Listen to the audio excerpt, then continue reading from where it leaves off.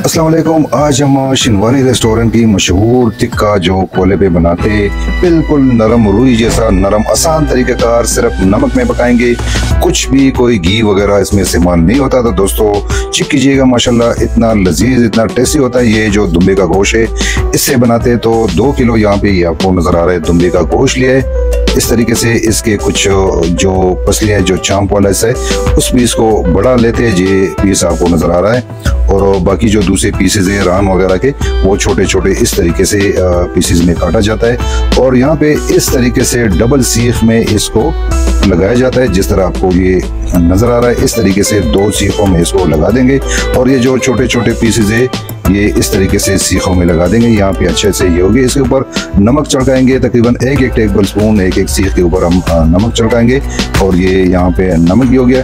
दूसरी जानिब कोयले को जलाए के रखा गया है। तो जब कोयला इस तरीके से मुकम्मल तैयार हो जाए तो आपने कोयले को थोड़ा सा लो कर लेना है, आहिस्ता कर लेना है और सीख जो है ये टिक्के इसके ऊपर आपने रख लेना है। और दोस्तों यहाँ पे कम से कम 25 या 30 मिनट के लिए आपने इस तरह हल्के कोयले पे इसको पकाना है। 4-5 मिनट बाद आप इसके साइड को चेंज कर सकते हैं और जब इसको 20 मिनट हो जाए तो 20 मिनट बाद आपने थोड़ा सा कुकिंग ऑयल इसके ऊपर इस तरीके से ब्रश कर लेना है। थोड़ा सा इस कुकिंग ऑयल से इसमें थोड़ी सी शाइनिंग आती है, चमक आ जाता है।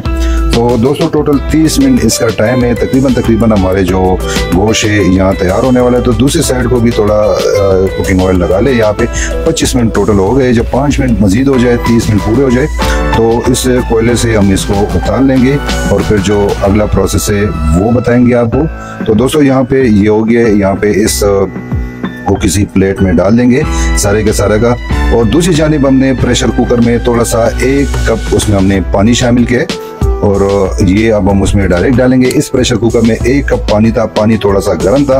तो साथ ही कुछ साबुत और 10 हरी मिर्चें और 1 या 2 लहसुन ये हमने शामिल किए। और दोस्तों लो टू मीडियम फ्लेम यानी हल्की से दरमियानी आंच के दरमियान 15 मिनट के लिए हमने इसे पका लेना है। 15 मिनट इसको तकरीबन हो गई, आपको नजर आ रहा है। और माशाल्लाह ये देखिए बिल्कुल लजीज हमारा जो शिनवारी दुम्बे का गोश्त है खाने के लिए बिल्कुल तैयार है।